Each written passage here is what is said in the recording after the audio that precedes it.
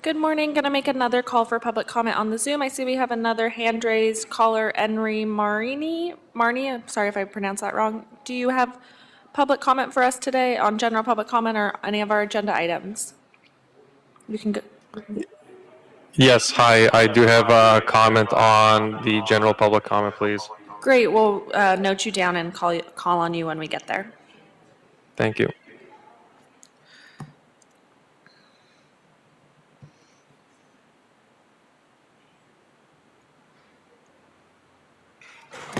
Loud.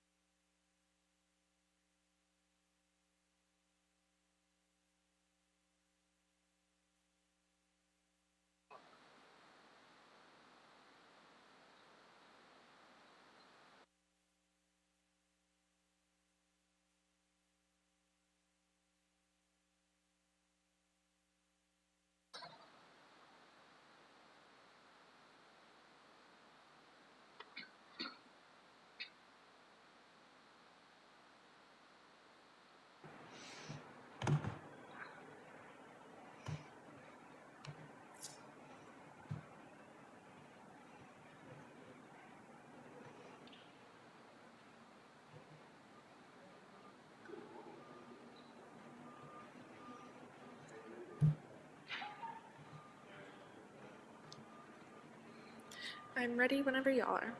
Yep.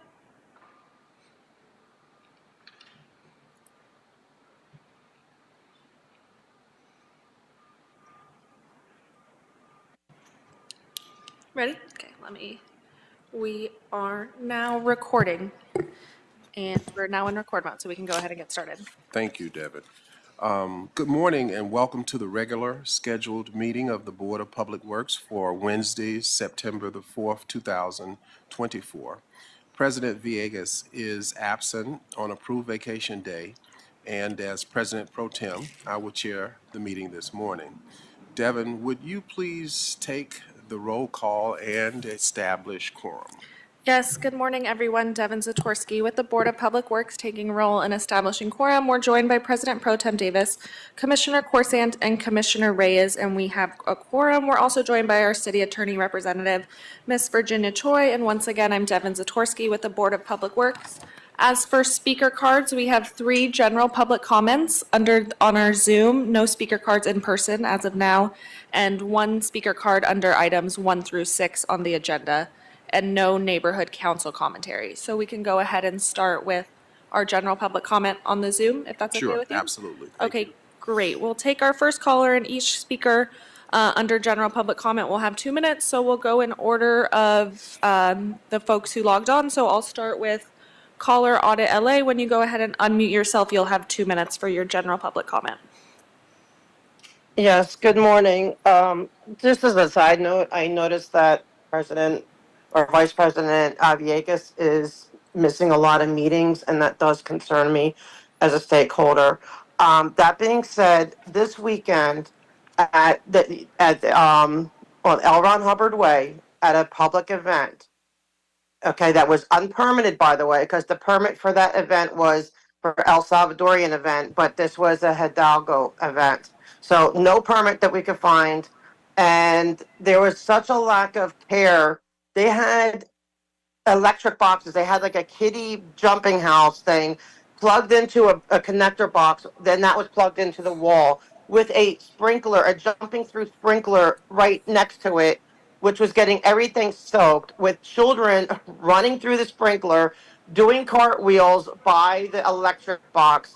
And it was terrifying for me as a person to see that. As a mother, it was horrific. And I took it to the guard, who basically told me, to mind my own business, that it doesn't concern me.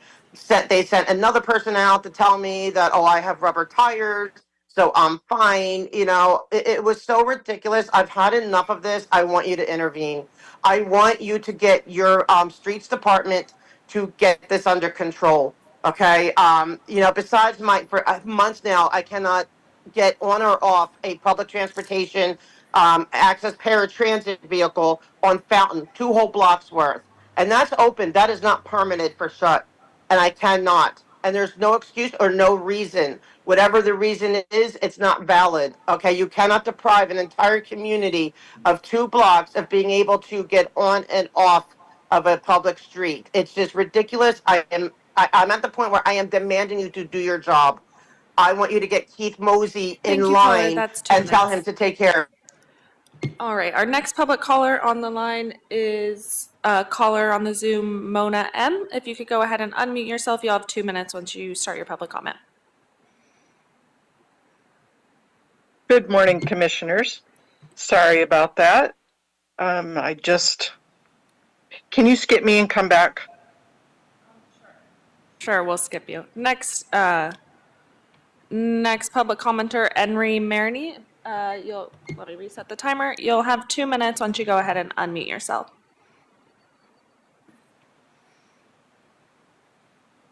Yes, hi, good morning. Are you able to hear me well? Yes, we can. Thank you.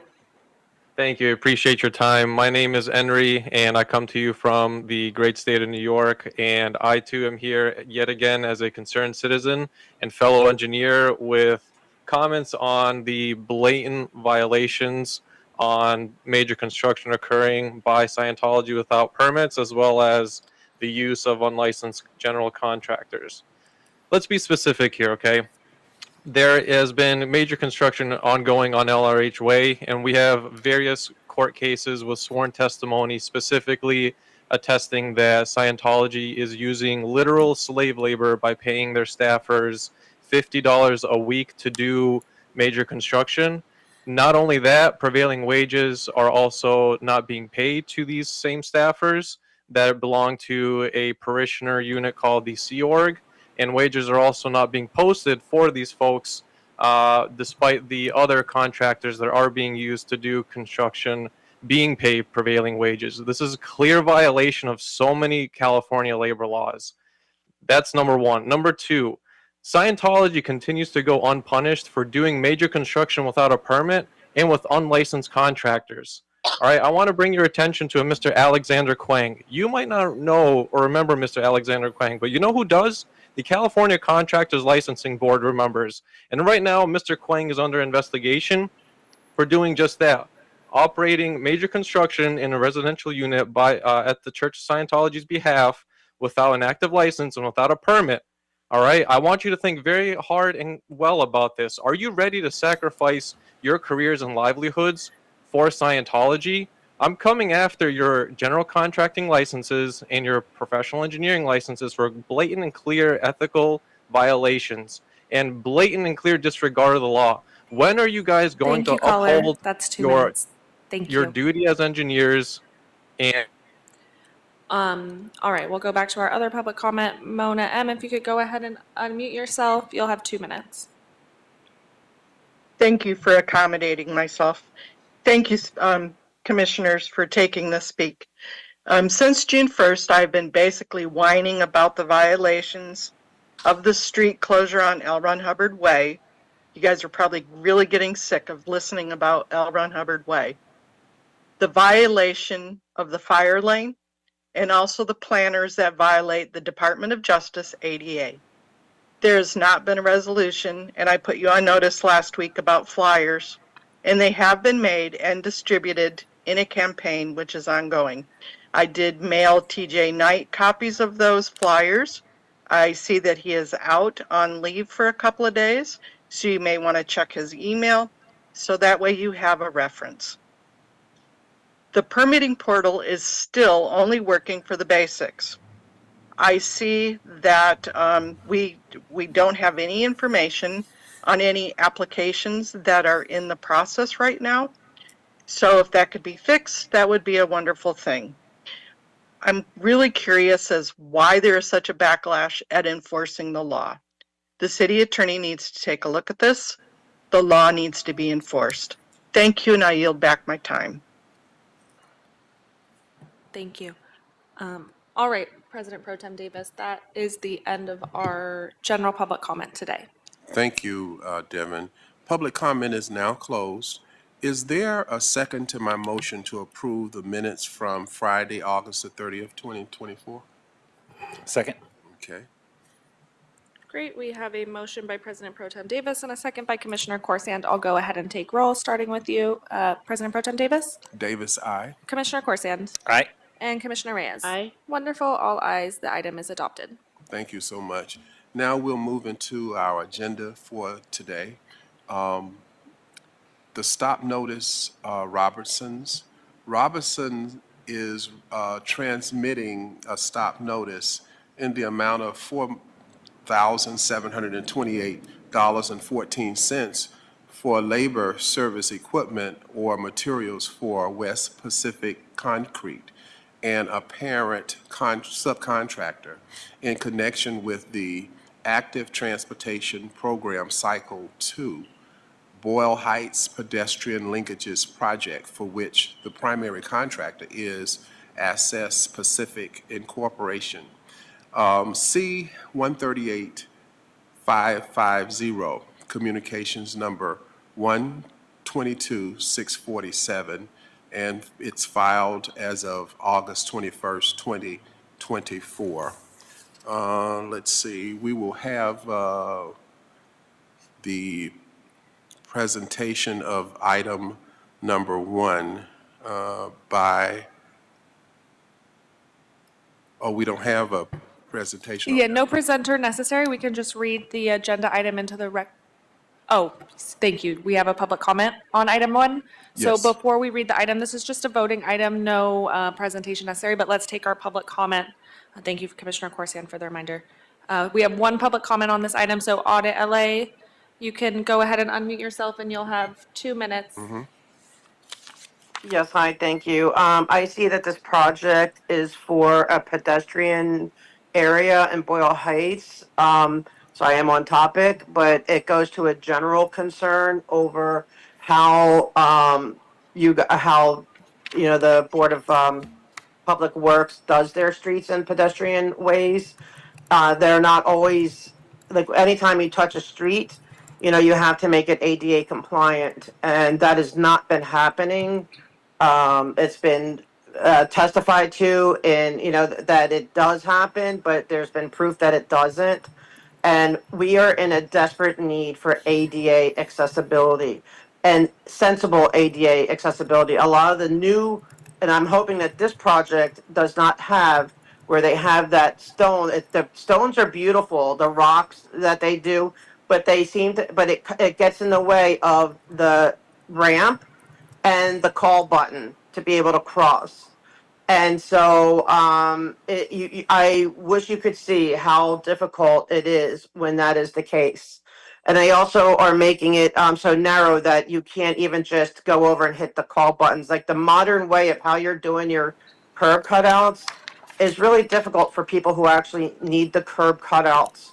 And I wish you guys were more open to feedback on that stuff, because as I keep seeing new ones come, it's just the same old, it's not the same old, it's the same new issue, and it's continuous. And I am begging you, like I beg you for so many things regarding ADA compatibility and compliance, that you please make sure that as you're doing this project and every project, that it is absolutely designed for people in a chair. I cannot get my chair over these big bumpy rocks to hit the call button.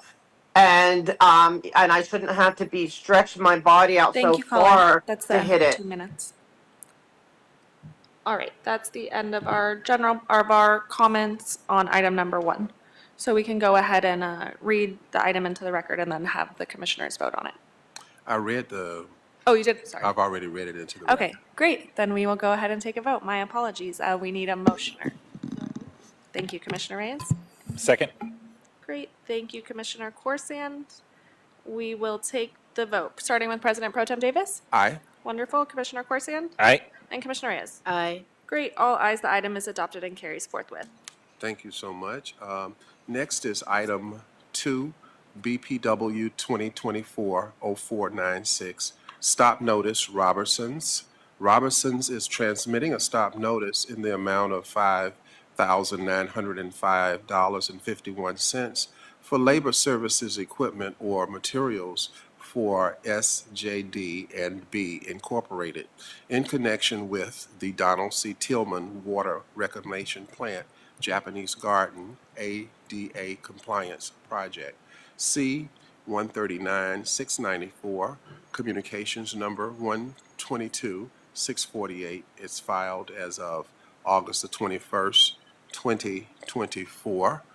And do we have any public comment on this We item? do have one public commenter, so we'll turn to the Zoom to provide public comment on item number 2. Caller Audit LA, you'll have 2 minutes once the item starts, once your public comment starts.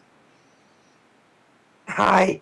Yes, I am very happy to see that we are doing ADA compliance projects. I hope this is a trend, since, you are required now to, get on board with making the city ADA compliant, because it's absolutely an atrocious affront to the ADA community as is. My concern remains the same here. As you are doing these designs, please actually take the ADA community in mind and think of how, or even, ask them, and like get people who are actually in chairs and get input. Like I see you guys do, ask for input for different projects. Why don't you do this for the ADA compliant stuff? I have a lot of input. I have videos where I could show you where I can't go over these, these stones and stuff to hit the call boxes to cross streets.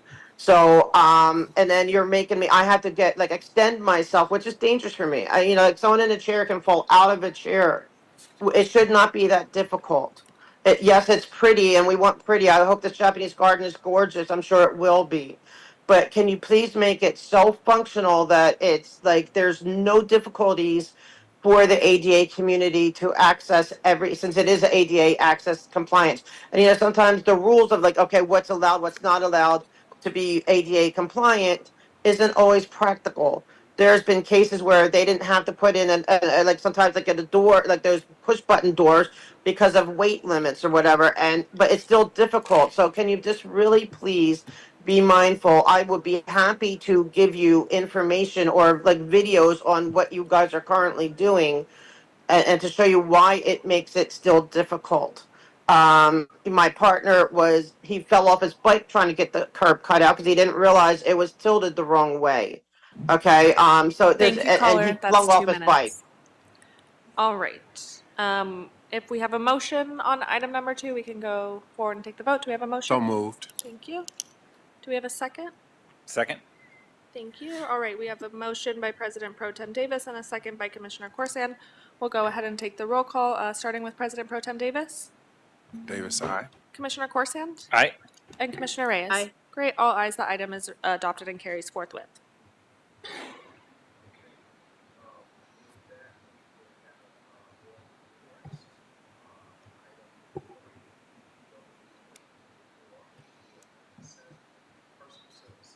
Your mic's stuck. Your mic's stuck. Sorry.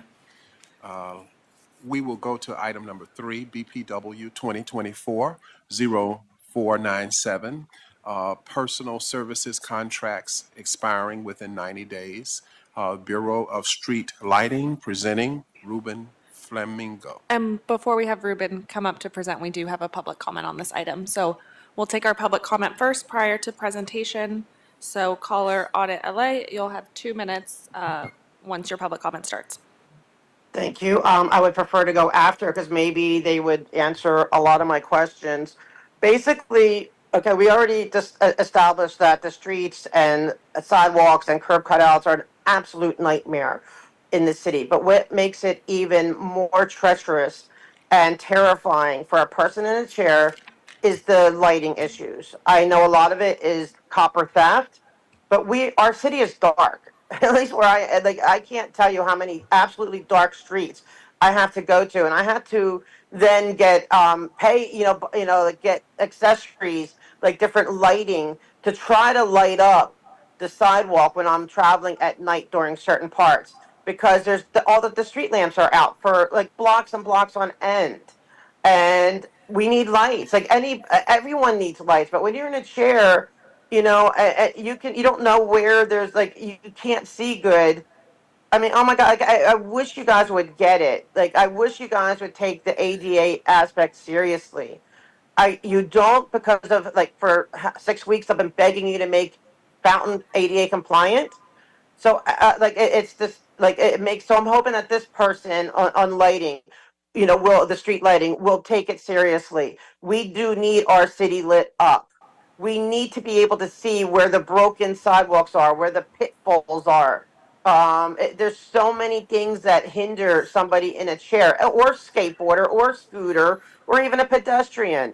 Anyone, I know of an old, a senior citizen lady who tripped on one of these sidewalks and broke her skull. I mean, imagine if you're at night and there's no lighting for blocks on end. So please get it together. Please, whatever you have to do to get this lighting going. Stay within budget, but get it done, please. I yield back the rest of my time. Thank you.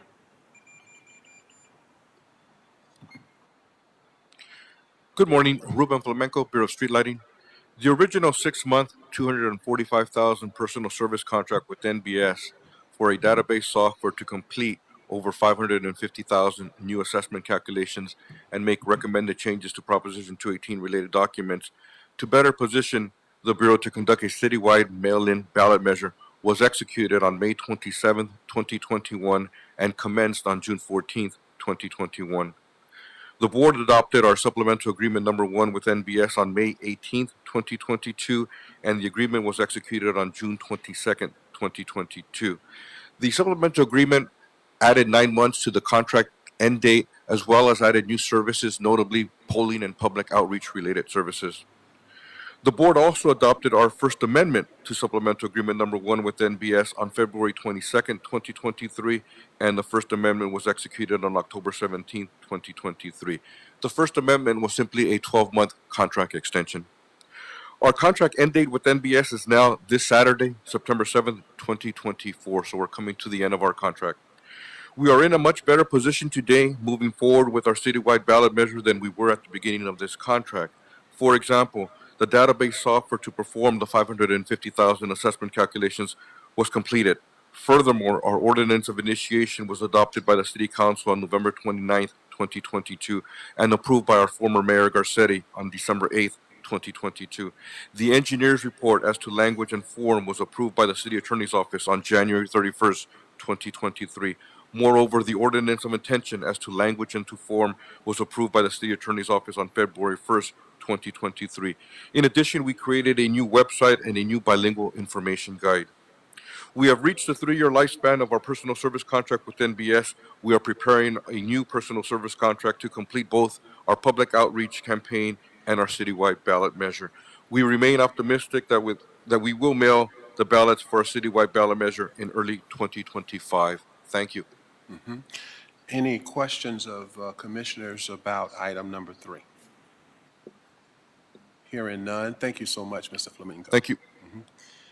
Our next item will be item number 4, BPW 2024-0498, Sewer Repair Financial Assistance Program Policy Number 811, update from Bureau of Sanitation. And presenting is Troy Iza. Is that correct? Eze. And Troy, sorry to interrupt, but before your presentation, we have a public comment. So on the advice of City Attorney from our last meeting, we're going to take that public comment first. So caller Audit LA, you'll have 2 minutes. And just to let you know, this is the final 2 minutes before the 10 minutes of the board rules per meeting. So if you could go ahead and unmute yourself, you'll have 2 minutes once your public comment starts. Thank you. So I may not use the whole time, so I can reserve it for other issues. Okay, about the sewer area, okay, again, for the ADA. When there's a storm, okay, the sewers are so slowed, so backed up, it becomes a river in the streets. I know we all realize that. But sadly, and it could go on for hours or long after the storm is over. And sadly, that's a hindrance for somebody in a chair, because, and when you're in a motorized chair, your batteries are on the bottom. And so we can't we can't wade through, like a river going down the street. And it shouldn't be that way. I mean, you understand that things get backed up a little bit while a storm is going, but afterwards, there's a lot of sitting water. There's just a lot of, it doesn't go down quick enough. And so I'm asking you to please, again, be mindful, be mindful of that as well. They want to raise everybody's rates, but are we going to get anything for, in return for that? We'll see. I'll reserve the rest of my time for another thing. Thank you, caller. You'll have just under a minute for the next comment. All right, that's the end of our public comment for item 4. Hey, good morning, commissioners. I just want to give you a quick update of our sewer lateral rebate program. Just to give you some quick background, the city has over 700,000 sewer lateral connections, with about over 70% of them connected to the city sewer. From what we can see with closed circuit television on the mainline sewers, we find out that about 12% of these private sewer laterals show damage due to roots. The whole purpose of the program is to essentially reduce the number of sanitary sewer overflows we have in the city that are attributed to roots. So we have about 2 rebates available that we offer to residential, multifamily, industrial, and commercial owners to either videotape their sewer lateral on their private property. We give up to $300 rebate for that. And if they identify any issues with their lateral, we offer up to $1,000 to have that sewer lateral repaired, as long as it's by a bonded licensed sewer contractor. Just to give you some quick stats, we started this program back in January of 2022. Since that date, we have about 180 applications that we've reviewed. We've approved 119 out of those 180, so it's about a 65% approval rate. This we have about 4 rounds that we've had so far. Right now, we're at our 4th round. That started just the start of this fiscal year, July 1st. Since the start of the new fiscal year, we received a total of 7 applications, 12 applications and approved 7 thus far. So since this program started, we've issued out a total of about $59,936 in rebates since the program started back in January 2022. As far as what we're trying to do now, we're continually trying to do outreach to let residents know about the program, and we're trying to do what we can to allow more discretion in our applications that we review to streamline the process and issue out more rebates to applicants. And that's pretty much our update. So I can answer any questions you guys may have. Great. The program, do we anticipate under the current program that we will have expended the resources for this existing program by when? How many years do we anticipate the current funding for this program? So the program, when it started, there's about 36 million or so that we have in the account. So for the next 30 years, we have about 1.2 million per year. So this program is expected to last for the next 20 plus years or so. Gotcha. Yeah. Thank you. Commissioners, Commissioner Kursan. Thank you. Can we get a written report of this as well? Sorry. What you just provided, can we get like a written report sent to us? Because it's not in the agenda. Oh, okay. Sorry. Yeah, we'll get that to you. Thank you. Do I send it to you? Okay. Thank you. Okay. Any additional inquiries about this particular program or item? Hearing and seeing none. Thank you so very much for the update. Thank you. Next is item number 5, BPW 2024-0499, Specialized On-Call Maintenance Service Update from the Bureau of Sanitation. And quick, last-minute change, Dr. Davis Eliasan has requested to continue this item, so we're going to continue this item to September 13th. Not a problem. So we're going to continue that for the record, so we could move on to item 6. Thank you for that. Item 6, BPW 2024-0500, Transportation Projects Status Update, Metro and the Department of Transportation presenting. And before we have Metro come up and do their presentation, we have one public commenter, so we'll allow the public commenter to make their public comment before the presentation. Caller, Audit LA, you can go ahead and unmute yourself. I believe you have 54 seconds left on the clock once you start. Thank you. I want to talk about the Metro, the elevators. As a ADA and a chair, I am required to take elevators. I can't take your escalators or stairs, and these things go down often. I recently got stuck in one of your elevators. They had to come, and then I've been prevented from leaving the station because of your elevators. For months on end, I could not get to or from a certain stop because for months the elevator was down. Your elevators, it's atrocious. I mean, not only are they nasty, and I know that they're going to start opening up the door so they're not filled with urine and stuff. I had to check my tires. I can't just step around it, so I'm always, trudging through disgusting stuff in elevators. But they are not functioning. And so if you're talking about quick maintenance, can you please be quick to maintain? I mean, I'm getting to know your elevator staff, the fixing staff. Like, it seems like on a That's the first end name of your basis public because I'm comment always time. riding the trains. Thank you. Thank you. All right, we can move on to our first. I know there's a few presenters for Metro's item today, so we can. Okay, Metro and the Department of Transportation presenting item number 6.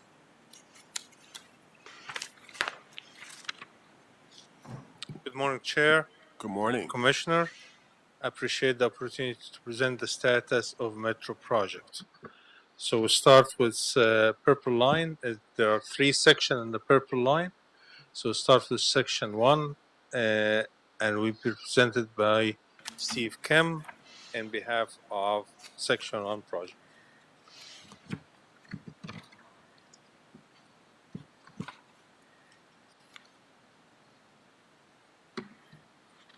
Good morning, Commissioners. I'm Steve Kim, Deputy Executive Officer for the Purple Line Extension Section 1 project. As we see on the slide is an overview of the all three sections. We're extending the Purple Line from Western Station out to VA Hospital. I'll be speaking about the first leg of our extension, which is the initial 3.92 miles from Western Station to Wilshire La Cienega. Consists of 3 underground stations, 2 of which are in the city of Los Angeles. That's the La Brea Station and the Fairfax Station. La Cienega is in the city of Beverly Hills. Final design status, we're at 100% complete. For overall project progress, we're at 90% complete. And our forecasted revenue service date is fall of 2025. Next slide. Talking about updates for La Brea Station here, all along Wilshire Boulevard we have civil restoration ongoing. That's new curb and gutter, sidewalk panel replacements, and repaving of the streets. At the surface level, we have the entrance structure and the plaza construction that's ongoing. The emergency access hatches are being installed at the appendages. That's for the emergency exit hatch doors. Inside the station, we have interior room build-out. That's a finalization of all the connections and mechanical, electrical, and plumbing work that's left. Architectural work, systems, the stairs, elevators, and escalators that are still being constructed. And we've moved into a phase of testing in our stations. So LFAT testing, that's local field acceptance testing for equipment. And if we're looking at the photos in the lower right, we have at the station entry, the glass panels are being installed atop the steel canopies which were erected some time ago. Just under it, you can see the architectural wall panels, and following that, we will have some glass art to be installed surrounding that entry portal. Moving down into the concourse level, that's the photo right above. We're setting the glass guardrails around stair 5. Along the walls, you can see the horizontal metal brackets. That's for the art glass tile to be installed. Up above, you can see that the ceiling panels are in place. Lighting is all installed. The floor is protected with ram board currently because the terrazzo floor finish has also been complete. Want to keep that protected while the construction is ongoing throughout the station. Moving down at the platform level on the lower left, you can see that the monitors and the edge lights are installed. Similarly, the terrazzo pavers are installed as well. You can also see the yellow domed edge pavers which mark the edge of the platforms. Next slide. Fairfax Station is similar. Street level, we have civil restoration ongoing. Also, the DWP permanent hatch is being installed. That's the photo on your lower right.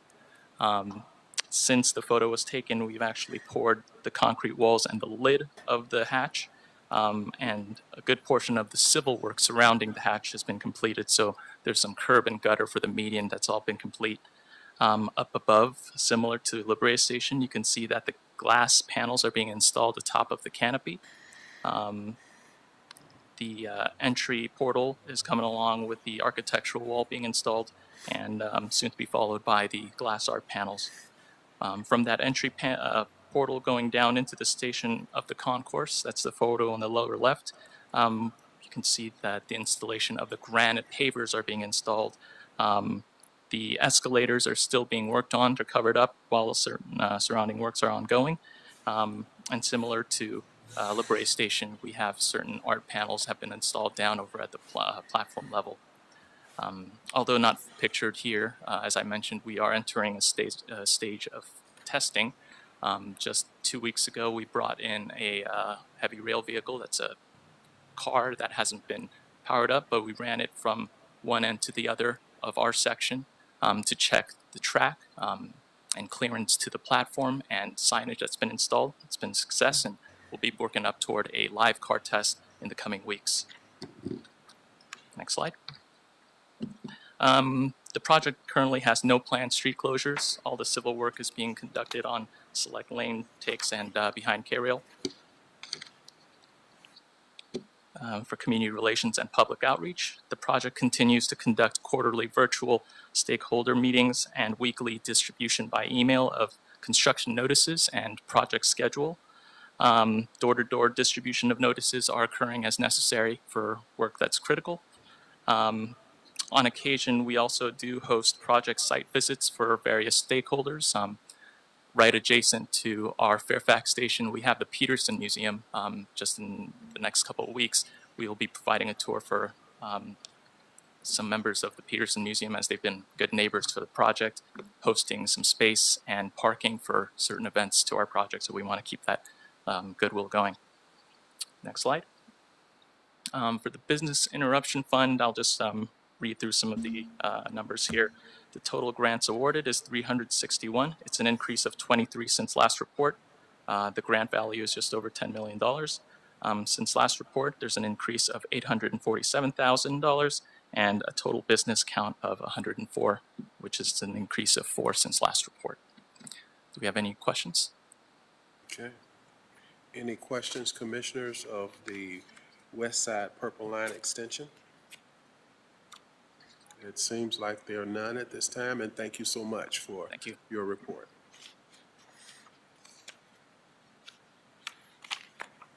And the completion date for the project would be next year, toward the fall of next year. The contractor is going to finish July of next year and will open by the fall of next year.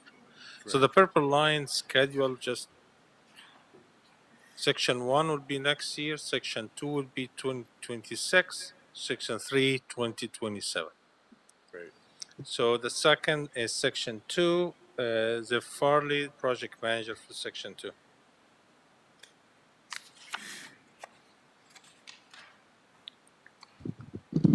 Good morning, Commissioners. My name is Zeph Varley, Executive Officer for Metro, and recently promoted into the project manager position. My predecessor, Mike McKenna, has been promoted within Metro, so you won't see Mike at these presentations on Section 2 anymore, so I get to do that.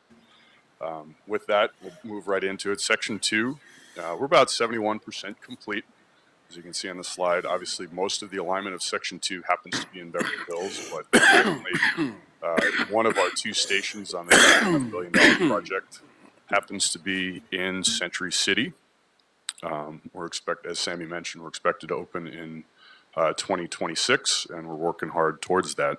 Most of the project that we have right now has been completed. All the underground space has been created. We're in the business of filling that underground space with concrete, lights, bells, whistles to make it operable. So we can move on to the next slide. You can see some of the construction progress here. The top photo shows some of the concrete archwork at Century City Station. The interior walls have been cast from the invert to the concourse, and some of that interior work is ongoing. But most importantly for us from a structural standpoint, all the exterior walls all the way up to the roof have been cast, and just this morning they finished 15 out of 16 of the roof sections of the main station box. And a lot of the exterior walls down at the concourse level have been cast, so we're making good progress. One thing I will note on the bottom picture, you can kind of see that's the finished platform, so that's where people will eventually stand. And in the middle of that picture, you can see the plywood. The plywood is actually covering the opening that will be the future elevator to get from the concourse down to the platform level. So I realized earlier there were questions about elevators. Obviously, Metro is still in the business of constructing elevators for all its platforms. And importantly, in July, the board Metro's board actually approved the official name of the station. So for us that like acronyms, previously we were Century City Constellation Station. The board has made a determination based on the public outreach, based on the community relations review. We dropped the name Constellation. So the future name of the station is going to be simply Century City Station. It conforms with the board's naming policies, so anyone who's traveling the Purple Line in the future will know how to get to Century City. The last photo on the bottom right is actually showing some of the storm drain work. That work has been just about complete. We keep reporting it as 97%. There's still a few laterals that need to be constructed, but principally all of the utility work that was occupying a good portion of Avenue of the Stars north of Constellation has been completed. So we're pleased with that. If you move on to the next slide, we have no planned full street closures. And for those commissioners that remember years and years ago, we had a significant street closure to allow the launch of the tunnel boring machines. We're done closing Constellation in full, but instead have various lane closures. West of Avenue of the Stars, there's a access shaft for station construction that allows for appendage construction. In the middle of Avenue of the Stars, there's also work for appendages that will create the final station ventilation and access points. East of Avenue of the Stars on Constellation, we have an access point for the station entrance. And eventually there are going to be lane closures on Century Park East to allow DWP conduits to feed the permanent power to the station. All of that work is shown going into second quarter of 2025 for us to complete the work before final street restoration. Moving on to the next slide. The picture here is actually kind of an interesting picture. So we do have quite a bit of community outreach. The tenants in Century City have been generally pleased with the work that we do. Our Metro staff from Community Relations were actually asked to attend the 20th anniversary of the Century City Farmers Market that happens every Thursday. And staff there, they were planning to be there from noon to 1 o'clock, and there was so much question and interest about the Metro projects that staff actually stayed till 2 o'clock. And we've got a great relationship with our neighbors in Century City. If you move to the last slide, we have the Business Interruption Fund. As Steve did, I can merely talk to the fact that grants have been increased by 8 as compared to the last report at the end of July, and the business count has been increased by 1. And with that, are there any other questions about Section 2?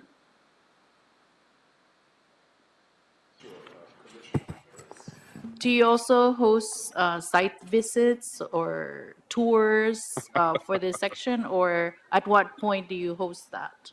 Because I know the Section 1 does. So we do take select people underground when asked. It's an active construction site, and it is an underground space, so there is still a requirement to carry W65 self-rescue device in addition to typical construction personal protective equipment. But if that's something that the board is interested in, we certainly will do what we can to make certain that the people that are helping us deliver this project actually get to see it as it's being completed. Yeah, I think will be interesting to see it at a certain point when it's ready. I'm not saying now, but I know for the Section 1 you did host some of those tours, the subterranean tours. We actually have a tour scheduled for some BOE staff next Thursday. They were instrumental in helping us understand how the storm drain needed to be redesigned and supported. So BOE staff are going to be on site next week. All right, thank you. That's all I have for this one. Any other inquiries of this particular presentation?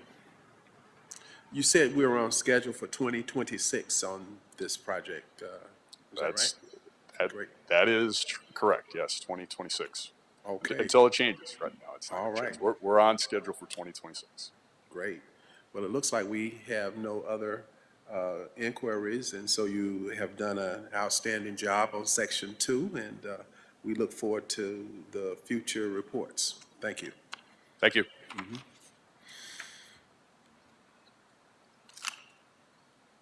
And the third section will be presented by Kimberly Ong. She's a project manager for Section 3 and scheduled to be done by 2027, way before the Olympics or anything. Great. So, Kimberly?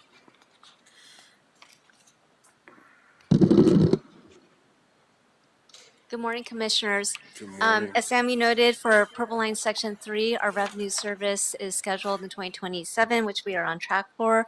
Currently, we are 54% complete. And for those not familiar with the project, this is the third segment of the extension of the Purple D line, 2.5 miles with stations at Westwood UCLA and Westwood VA hospital stations.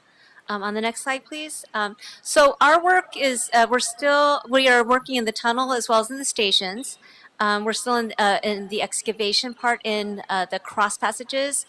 We finished the mining quite some time ago, and currently we are mining. We have 14 cross passages in total, and in this last quarter, we were working on cross passages on the east side that's closest to Century City. The naming that we have is this cross passages 42, 43, and 44, and then also toward the west side, we're working on cross passage 52 for the excavation. For the other cross passages that we had completed the excavation, our contractor was working on that final lining. So this is a concrete lining, the finished lining of the cross passages, and they started that work at on the west end at cross passages 53, 54, and 55. And there's some photos down below of that excavation that they're doing at the cross passages. And then also on the lower left and on the lower right, in the tunnels, now that they have finished the tunnel mining, the utilities that they had that were connected to the tunnel boring machine, those are being disconnected so that we can have a clear tunnel that our follow-on contractor can install the other finished permanent works into the tunnels for the train operations. On the next slide, please, is the Westwood UCLA station update.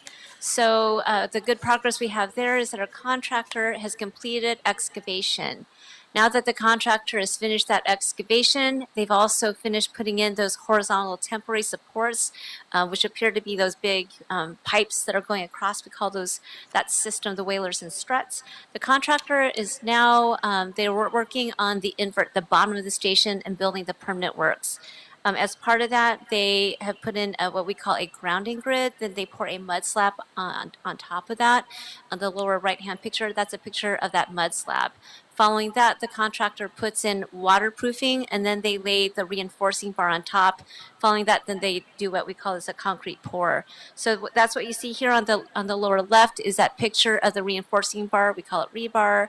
The contractor at the time of when I did this report were at 10% done at UCLA. Now they are 50% done with that reinforcing bar, and they've already started pouring the concrete in sections at the UCLA station. And then once they get a good portion of that bottom, that invert poured, then next up they'll be working on the walls.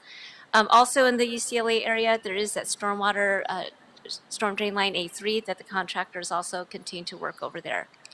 At the other station, at the Westwood VA Hospital station, the contractor is nearly complete with the excavation. They're at 99% complete. Also at that station, they've completed with their supportive excavation system with those whalers and struts. Those are complete, and they're nearly complete with the tieback installation near the main entrance at 98% complete. Similar to the UCLA station, the contractor is also preparing that invert, and they're laying the grounding grid, the mud slab, and waterproofing. And the picture shown below on the left-hand side just gives you the scale of how deep that station is, and that with the support of excavation. And then also on the right-hand side, that's a picture at the head wall at the end of the station, where the intersection of the tunnels into the station. And then for the public outreach, we're continuing with our public outreach. We have our weekly and our monthly meetings, and also our quarterly community engagements, our briefings to our council district, and address questions that we have from the public. And the last slide is with the business interruption fund. Just in terms of where we are with the total grants awarded, +3 since the last quarter at 10. And the current grant value is as shown, and with the number of businesses, though, that are applying to the grants remains at 2. And so that concludes the Section 3 update. Are there any questions? Great.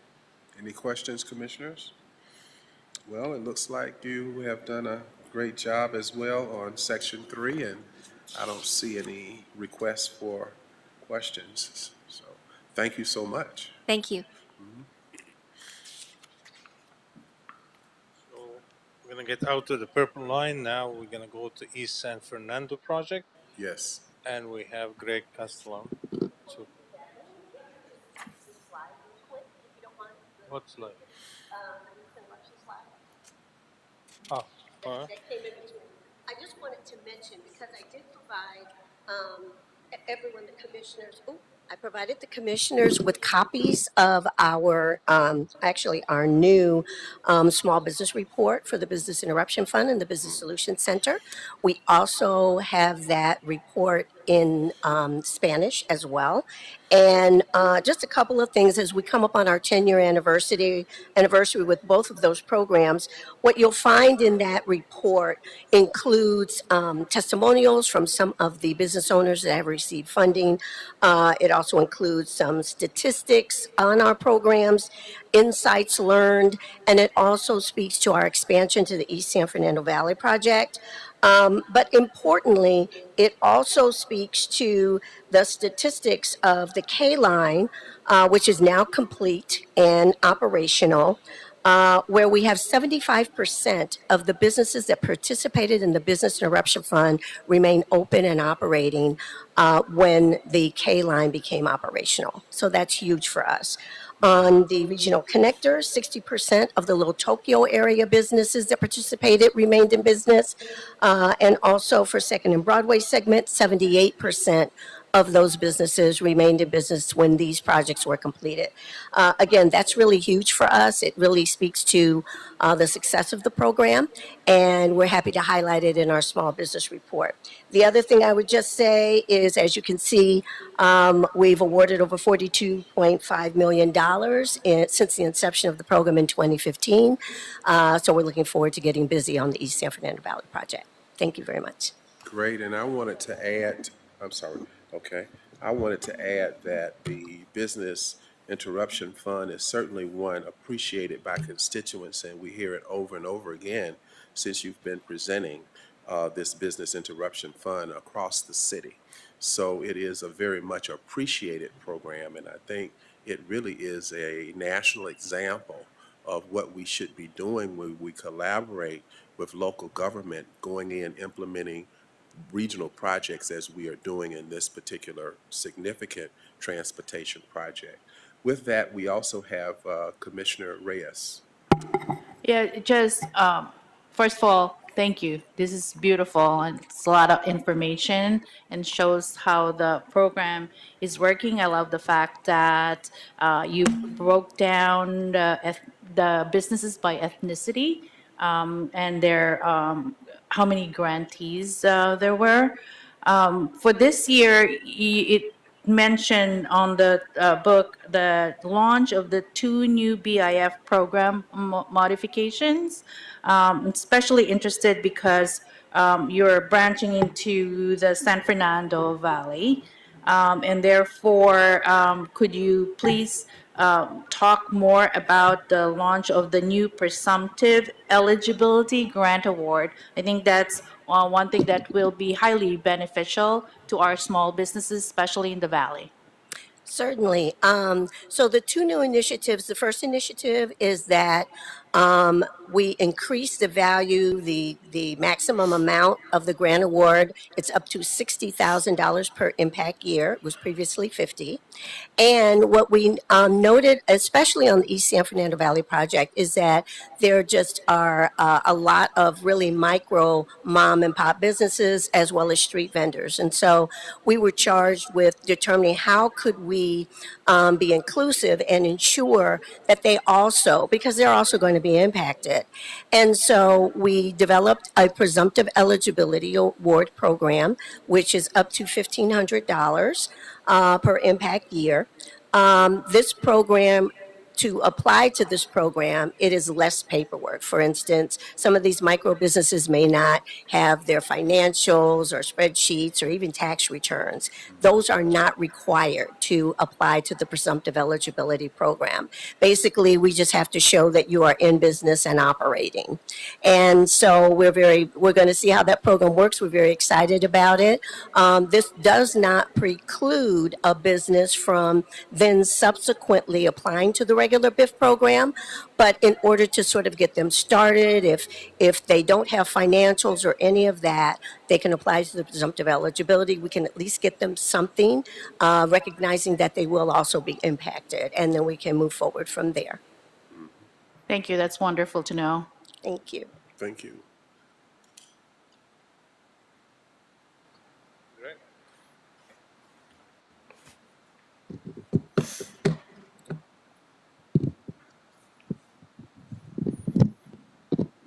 Good morning, Commissioners. My name is Greg Estelle.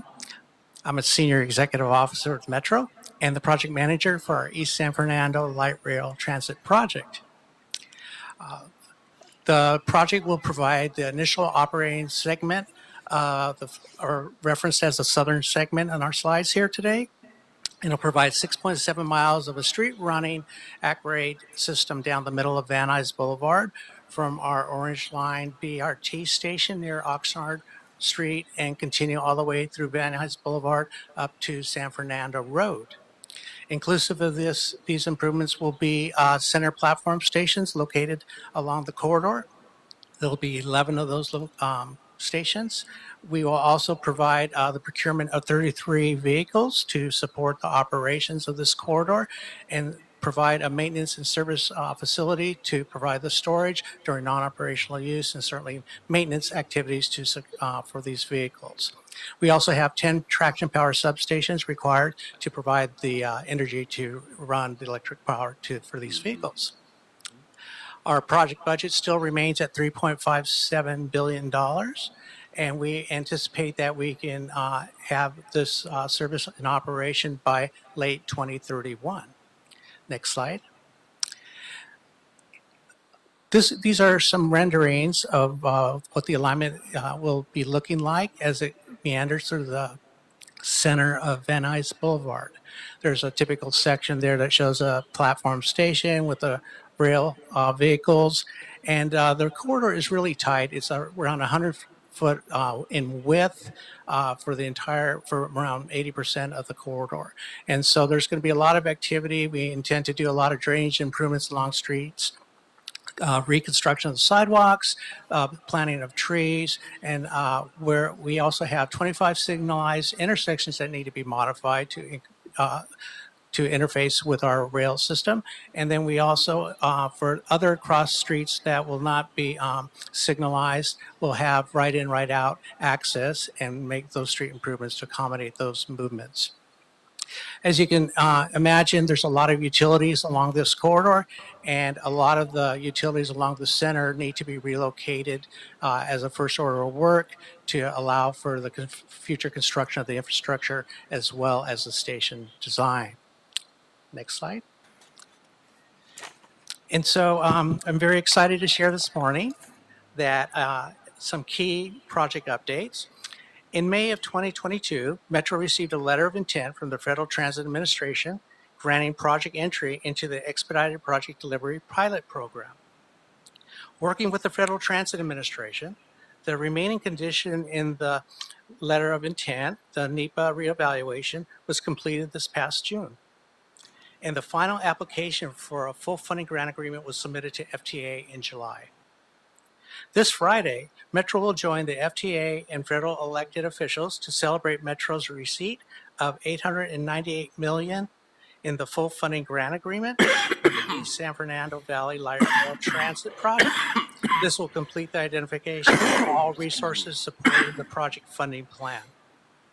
Also in July, the Metro Board approved an increase in the pre-construction budget from $497 million to $880 million. These funds will support project delivery activities, including real estate acquisition and relocations at the maintenance and storage facility, and advance final design and utility adjustments through the issuing of early work packages to the Progressive Design Build contractor. Excuse me. This timeline shows basically a high-level overview of some of the major project milestones. We initially issued a notice to proceed with our Progressive Design Build contractor last April to get our phase one activities underway, which was basically a review and the validation of the design necessary to be completed to move the project into construction. We have since worked through the advancement of early work packages, which accelerate work from the phase two of the project that has yet to be let to the Progressive Design Build contractor. And we're going to be starting some utility work in the near future. We have our first early work package scheduled to be completed and approved this year. Next slide, please. So ongoing construction activities, we're going to continue with utility potholing and trenching to support design and construction. and will be commencing shortly and running through early 2025.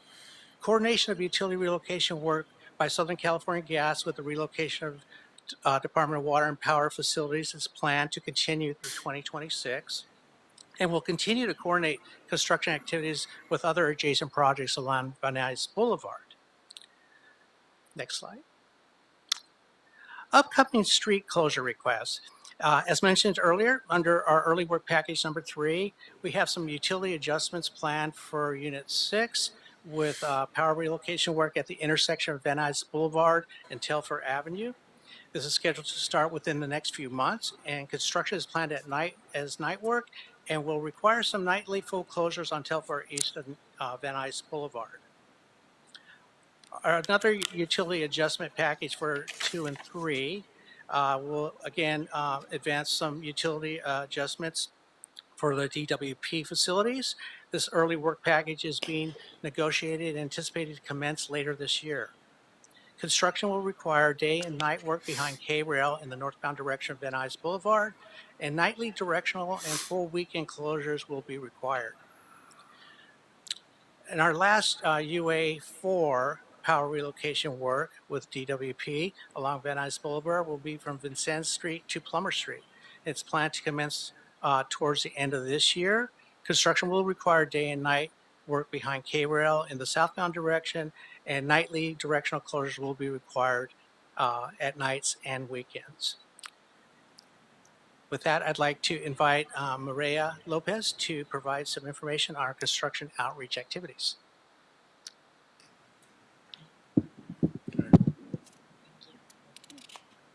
Good morning, Good morning. President Pro Tem Davis and Commissioners. As Greg just mentioned, my name is Mireya Lopez. I'm the Community Relations Manager. And I'm just here to share that the Construction Relations team is committed to building and managing strong partnerships with communities that are impacted by the construction activities. Our outreach efforts include regular communication, and we do this by maintaining ongoing communication with businesses and residents that are directly impacted by the construction. We also distribute information. Approximately 16,000 addresses within 1/4 mile radius of the project alignment receive our community meeting flyers and our construction notices. We are also tasked with hosting community meetings, and over the past 2 years, Community Relations has organized 11 community meetings, including some that were held just in July. We are also responsible for leading bi-weekly meetings with City Council staff to provide updates on the project progress. And we are engaging with the community-based organizations that understand the local needs and help us disseminate information to their community partners.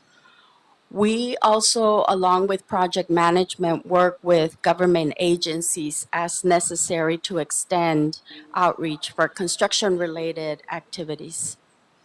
And we are continuously, my team is continuously walking the project alignment to meet with businesses, business owners, informing them about the available mitigation programs that we have in place for the project, the Eat Shop Play that is slated to kick off in the fall, and then the Business Interruption Fund and the Business Solution Center are some of our mitigation programs.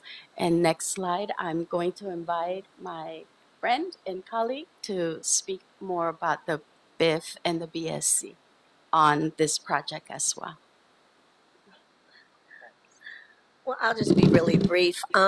We are working hand in hand with the community relations on East San Fernando Valley as we begin to launch both of our BIF and our BSC programs.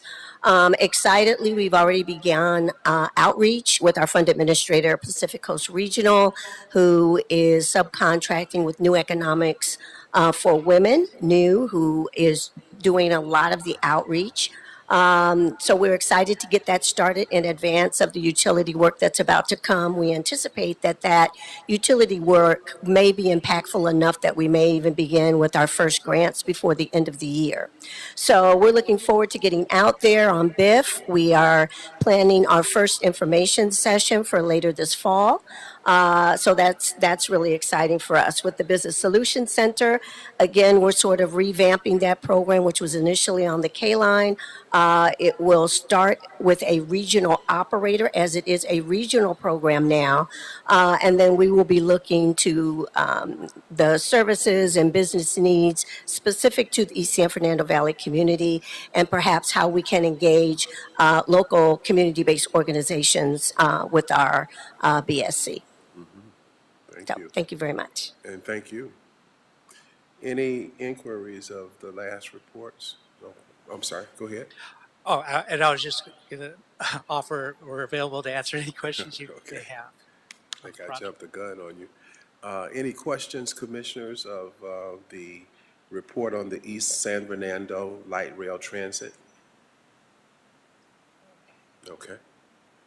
This is the very last project in the overall project that we are implementing here. And I wanted to know the date. I know that we said on the purple line up until 2027. And what was the date that we projected, anticipated completion of this East San Fernando Light Rail Transit? I believe we had originally visioned early on that we could make the Olympics by 2028, but Okay. as we brought in as we turned and pivoted towards alternative delivery, we brought in our contracting team to help us kind of take a look at where we're at, understand exactly the scope of work, look at value engineering solutions, and come up with a schedule that based on where we needed to go and getting the final construction plans completed, and then certainly construction, and really at the most efficient way to construct this corridor with least impacts to the businesses and surrounding communities. And so at that point, it became evident that we were going to be looking at somewhere in the 2031 to 2032 timeframe. Sure. And we are very we anticipate that we're going to be successful in delivering it early in the 2031 time period, towards the end of the year. Sure. Our federal grant will recommend or have in its language that the project will be having a revenue service date in late 2032. I see. Yeah, so we anticipate that, somewhere around that time frame, we're going to be able to have service in operation. Great. So currently, this is the last of the projects that we are implementing in the overall scheme of the MTA Authority projects on rail and transit, correct? Yes. Okay, thank you. You're welcome. Any other questions, commissioners of MTA? Okay. Thank you. Thank you for your report. So the last project we have is the G line, and we have Annalisa Murphy to address it. Thank you. Good afternoon. Thank you, commissioners. So the G-Line BRT Improvements Project will be installing improvements along the existing G line, which is a bus rapid transit line that runs from North Hollywood to Chatsworth. We have a number of improvements on the corridor, including railroad-style gates, grade separations. There's actually 3 grade separations over Sepulveda, Van Nuys, and Vesper, and an installation of an aerial station at Van Nuys, which is really key to the project. It is will live on top of the terminal station of the East San Fernando Valley Light Rail. So there's a lot of collaboration and interface there. We also will be installing bike path improvements. There's a bike path for about 14 of the 18 miles of the BRT line, and we're installing signage, striping, improving wayfinding and safety along the bike path. Next slide, please. So a lot has happened since the inception of this project, but we find ourselves right here in that little yellow dot, 2024. So right now we're in between phase 1 and phase 2 of our progressive design build contract. We are nearing completion of design. We aim to start construction this fall. I'll get a little bit into that in a second. But we are planning to go to the Metro Board this fall to request our LOP, our Life of Project budget, which will allow us to start construction and issue and execute a number of early works packages, including the construction of the grade separations and station and bike path improvements. So big milestone coming up this fall. Next slide. So the first construction activities that will be undertaken are a temp fiber duct bank construction, which essentially we're going to be constructing grade separations, interrupting service on an existing busway, but we don't want to impact the limits and the stations that are not within the construction zone. So we need to, where we are constructing the bridges, there is a conflict with our existing comms duct bank. So we have to move the comms duct bank to allow for all of the stations on the alignment to continue communications. So that is a first order of business. That temp fiber duct bank will be located within the existing bike path. So we will be detouring the bicyclists. We've done a number of outreach to the community. We've done pop-up, and our community relations team will probably speak to this in a minute, but we've done outreach to bicyclists, bike riders, put up pop-up booths, intercepted cyclists to let them know that this detour and construction's coming. And we thankfully will not have major impacts to the traveling public on streets. We're installing the fiber duct bank using directional boring underneath the streets, so we don't really have much traffic control or any need for street closures at this time. Next slide. There are, like I said, no upcoming street closures, and I'll hand it over to our community relations team. Thank you. As Annalisa mentioned, with the upcoming construction work of the temporary duct bank and cut cover and the bike detour, we are conducting the following outreach efforts. As mentioned, we're notifying the businesses and the community 1/4 mile radius of the alignment. Pop-up events will be implemented along the bike path along Sepulveda and Van Nuys. Also, we are collaborating and including sharing the information with Bike Coalition, neighborhood councils, and other key organizations about the upcoming work. We are also working with the council offices to share the notices, both electronically and hard copies are going to be also made available. We also continue to host, or community relations participates in local community events where we get an opportunity to share information about the projects in the East San Fernando and, of course, G-Line. Thank you so much. And thank you. Any questions, Commissioners? No? Okay. Thank you. Thank you. I have one. Okay, sure. Commissioner Reyes? Just for my edification, what is the impact or the intersection with the Sepulveda Basin Vision Plan? Because I know it intersects that the pathway intersects the Sepulveda Basin. Yeah, so our bike path improvements are only within mostly within Metro right-of-way.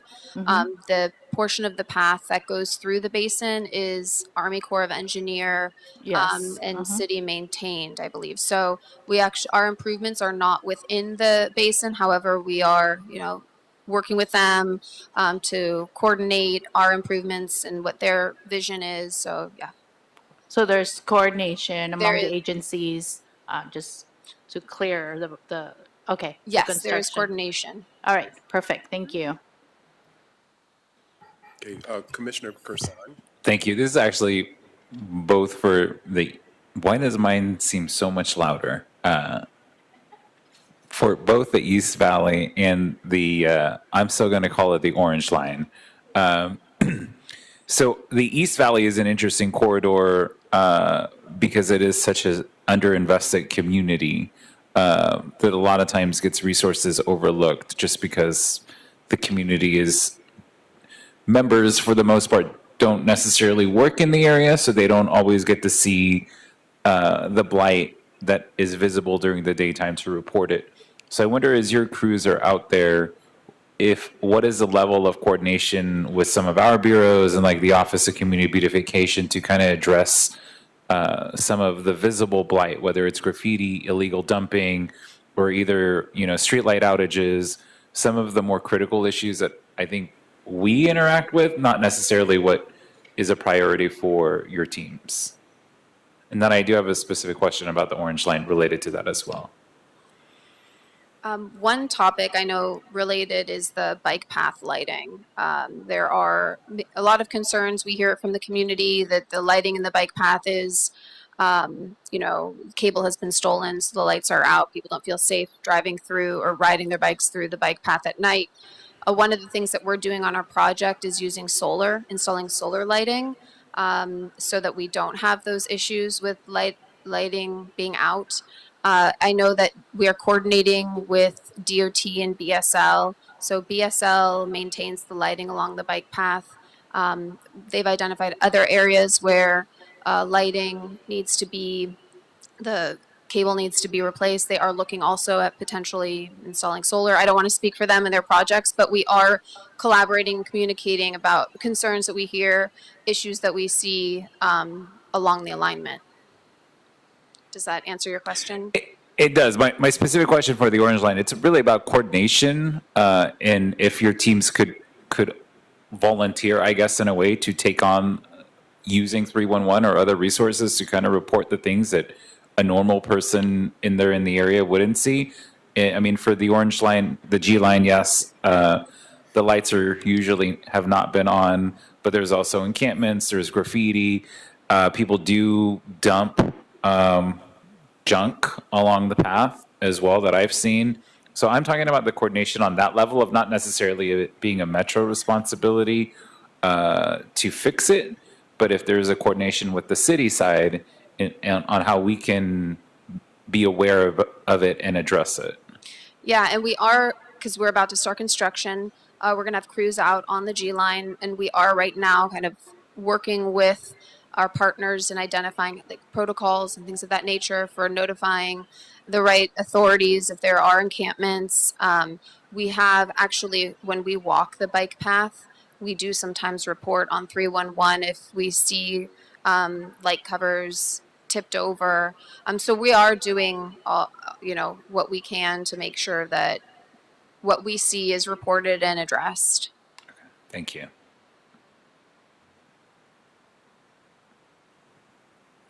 The East Valley side too, sorry. Questions, you said? Just the East Valley side. That's a different one because it's not an actual metro property yet, but it's still in, being worked on. We have started meeting with the various departments of the city and coordinating design activities and sharing with the construction activities that are coming up, because they also are going to play into getting construction permits and whatnot. And so we're certainly going to utilize existing means to coordinate those efforts. We're working through with our contractor right now in addressing, how we're going to be dealing with and what is the protocol to in the event that we have some homeless folks that are encamped somewhere that we're planning on doing construction, how we're going to go about doing that. We're certainly going to be very proactive in ensuring that graffiti is eliminated or removed as soon as it goes up. We're thinking about putting up some banners to promote the project and share what's going on in the corridor in the various areas of the community as we start rolling out our utility construction projects. Another thing that recently, as an example, last winter, we wrapped up our first utility project, which was a low bid process, independent contractor, but some of the potholing or some of the excavation or some of the trenches that were backfilled deteriorated during the storm. And so the contractor went out there immediately during these occurrences to make certain that everything was,